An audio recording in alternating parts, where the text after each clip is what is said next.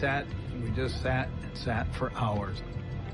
I tried to read the newspaper but couldn't concentrate on it because I was nervous. I wondered how much extra fuel we had, because the rule of thumb is you have enough for the alternative airport, and then they're supposed to have an extra 45 minutes of fuel beyond that. So roughly 3 hours or so of fuel they had to have. And so after we'd flown 3 hours, I began to get nervous.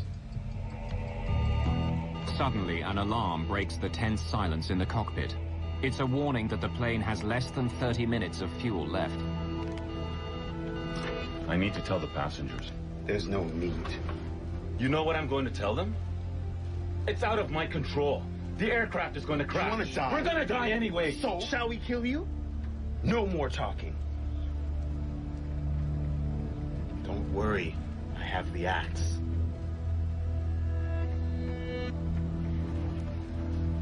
Please. At least let us attempt a controlled landing. I will die along with him. I will show him that I have guts. It's finished. We will die together. With almost no fuel, Abate decides to make his stand. We came over the island. By then fuel was running out. I decided, no, we should not go any further than this one. And I started circling that area. But how can he convince the hijackers to let him land? He'll have to find an answer soon, or Flight 961 will crash into the sea. For 3 hours, Captain Leul Abate has been fighting a lonely battle. Hijackers have taken over his passenger jet. They want to be flown to Australia, but Abate doesn't have enough fuel. Warning alarms are already beginning to sound. An airport on the Comoros Islands is within reach, but the hijackers refuse to negotiate and won't let him land.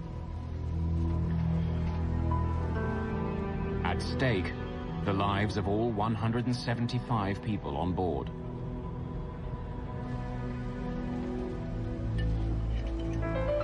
They took whiskey from the duty-free, and they wanted me to drink actually, but I refused. Once again, alarms sound. One engine is now completely out of fuel. It's shutting down. Captain Abate is quickly running out of time.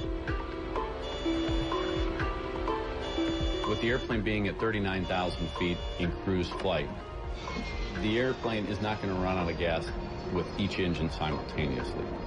There'll probably be a bit of a lag, which in this case there was. The right engine stopped functioning first. First thing I noticed, the engines sound different. Because there's only one engine running. It had a much deeper sound. Abate follows standard emergency procedures. He starts the APU, or Auxiliary Power Unit. It's a generator that can supply extra electrical power when one engine is lost. Most of the passengers don't know how serious the situation is. But Captain Abate knows the plane is in grave danger. I lost the engine at 39,000 feet. I cannot keep on flying at 39,000 feet with engine failure. With thrust from only one engine, the aircraft immediately slows down. At a lower speed, the wings don't provide as much lift. Abate must descend to an altitude where the air is thicker. Denser air means the wings can provide enough lift to keep the aircraft flying level. The plane continues to descend. Even with only one engine, and despite the drop in altitude, the tiny Comoros Islands are still within reach of the crippled airliner. There is an airport at the capital, Moroni. If he can convince the hijackers, Abate could land there. It's gone down 1,000. When the engine stops, it descends. It will descend whether you like it or not. Alone in the cockpit, Captain Abate takes a dangerous chance. He explains the situation to everyone on board. Ladies and gentlemen, this is your pilot. We have run out of fuel, and we are losing an engine at this time. We're going to make a crash landing. When the pilot came onto the public address system and said that he had no alternative but to crash land, that is when it actually dawned on us and we realized that this was a life and death situation. Captain Abate also makes a desperate call for help. We have already lost one of the engines. He wants the passengers to overpower the hijackers so he can land the plane. I ask all passengers to react to the hijackers. Thank you. Captain Abate knows the call for help is a huge risk. Even though I was expecting some kind of movement in the cabin, but I had to do my job. I was doing what I had to do. You know, keep the airplane in control, fly it. While Captain Abate waits for action, the passengers are more confused than ever. He said, react against the hijackers, which is an odd phraseology. Nobody reacted. I think part of it was the way he said it. It was not sort of a normal way in English that you would ask someone to take on the hijackers.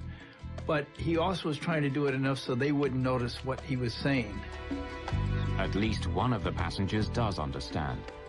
As a news cameraman, Mo Amin has never shied away from a challenge. Amin makes his way to the economy section in the rear of the plane. Here is a man who had spent 20 or 30 years in some of the most difficult and dangerous war zones of the world, who'd been beaten up, who'd been shot at, who'd been jailed. He was a kind of alpha male, if you know what I mean. He could talk anybody into anything.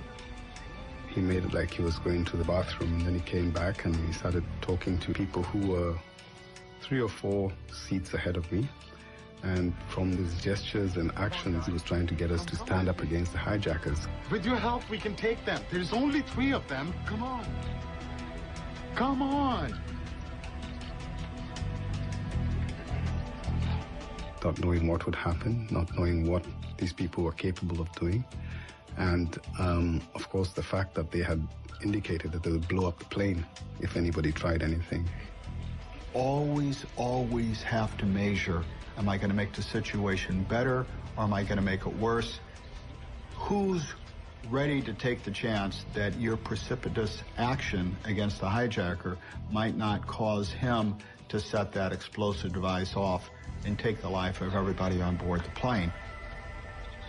In the end, the passengers choose not to act. Captain Abate is still alone against the hijackers. In the cockpit, the hijackers tried to take control in a vain attempt to keep the plane in the air. It's descending. Don't worry. I'm not the one who's doing that. Inadvertently, one of the hijackers disconnects the autopilot. The plane swerves wildly.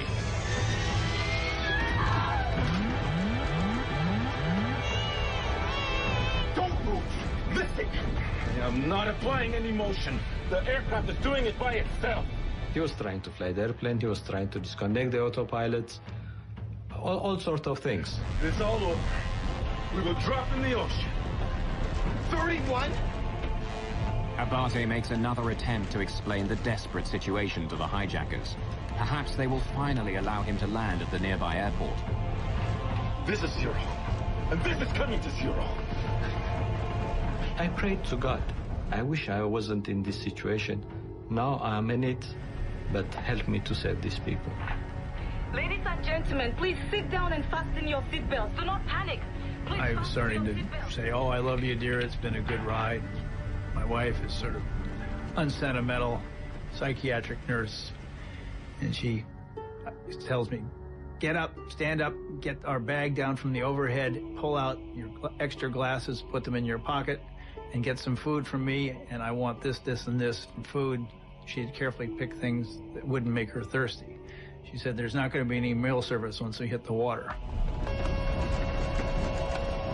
Finally, the plane runs out of fuel. So you're killing everyone? That's all. Sit down. From now on, you can't do anything to me. What? From now on, you can do nothing to me.